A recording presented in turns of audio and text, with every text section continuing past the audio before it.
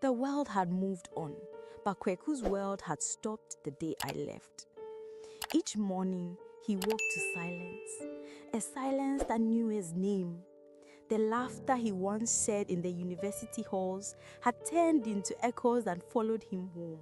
He had everything a man could want: a wife, a house, even wealth at one point. But peace never came. I watched him from beyond the veil, the way guilt aged his face faster than time.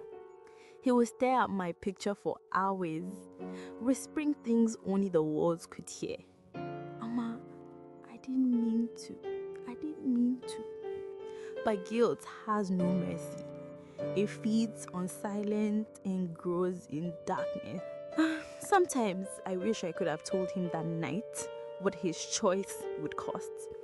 That one act, born of selfish desire, would destroy two futures, mine and his. That he would win a moment and lose a lifetime. But fate is not something we can rewind.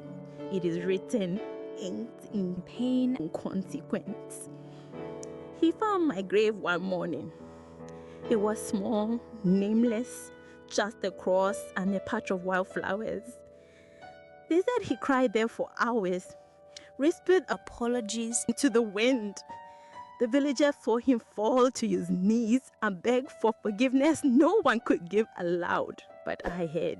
I always heard. And that day, for the first time in years, I wept too. In life, I was voiceless. But in death, my silence spoke louder than I ever could. It taught him that every action has a shadow, that you can hide from people, but not from your conscience. Years passed, and slowly he began to change. He started visiting orphanages, paying school fees for girls like me. He told them, protect your dreams, no matter who stands beside you. Some thought he was just a kind man, but I knew he was a broken man trying to rebuild what he destroyed. And maybe that was his redemption. From where I am, I watch him still. The pain never leaves, but peace grows in places where regret once left. I forgive him, not because I forgot, but because I chose to be free. And I want him to be free too. My story is not just about betrayal. It is about the fragile line between trust and destruction. It touches the price of silence and the healing that comes when truth finally finds its voice. To every girl who listens, protect your light. For every man that listens, remember, your strength is not in power, but in restraint, honor, and empathy. I am Mama, the girl who went to school for a degree and left with a lesson carved in tears. My story may have ended, but its echo will never fade. This has been The Degree I Never End.